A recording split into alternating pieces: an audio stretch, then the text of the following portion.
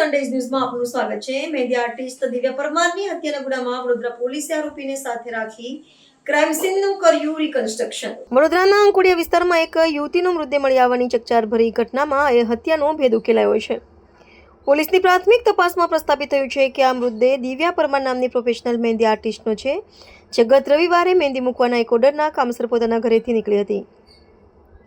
આશાસ્પદ યુવતીની હત્યા થઈ હોવાનું સ્પષ્ટ થતાં વડોદરા તાલુકા પોલીસે ત્વરિત અને સઘન તપાસના ચક્રો ગતિમાન કર્યા હતા અને આરોપીને શોધી કાઢવામાં સફળતા મેળવી છે।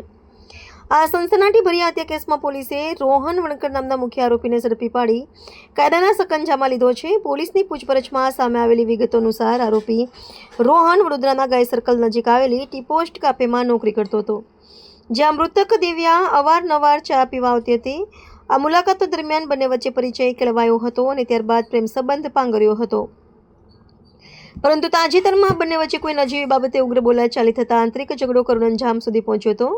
આવેશમાં આવીને રોહને દિવ્યાને ગળે ટૂંપો આપી તેની નિર્દયતાથી હત્યા કરી નાખી હતી।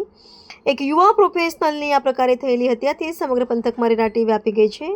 આ જઘન્ય અપરાધની તપાસને વધુ તાર્કિક અને નક્કર બનાવવા માટે વડોદરા તાલુકા પોલીસે ગુનાના મૂળ સુધી પહોંચવાની કવાયત હાથ ધરી છે। સમગ્ર ઘટનાક્રમનો સચોટ તાગ મેળવવા અને કાયદાકીય પુરાવો એકત્રિત કરવાના ભાગરૂપે તપાસનીશ અધિકારીઓ દ્વારા આરોપી રોહનને ઘટના સ્થળે લઈ જઈને ક્રાઇમ સીનનું સઘન રિકન્સ્ટ્રક્શન કરવામાં આવ્યું છે। પોલીસ હવે આરોપી વિરુદ્ધ સખત કલમો હેઠળ ગુનો નોંધીને આગળની કાનૂની પ્રક્રિયા પાર પાડી રહી છે।